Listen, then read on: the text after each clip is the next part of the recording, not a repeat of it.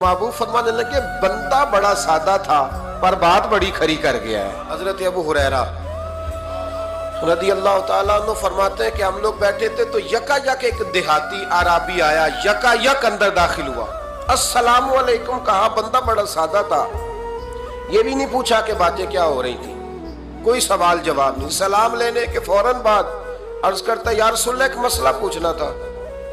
कहते हम हैरान हो गए कि यार पहले पूछ तो ले, पहले क्या बात हो रही, आते ही अपनी छेड़ दी है।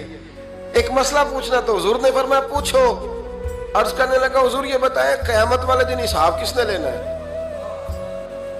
तो महबूब मुस्कुराए, फरमाया बोले आदमी सादी सी बात है, हिसाब अल्लाह ने लेना है। कहते वो बात सुन के ना तो चल पड़ा, जवाब सुन के तो चल पड़ा, रुका ही नहीं। तो हुजूर ने फरमाया ठहर तो जा, पहले तो तू आया है, सलाम ली है, बात भी कोई नहीं करने दी, धड़ाम से अंदर दाखिल हुआ और सवाल का जवाब लिया।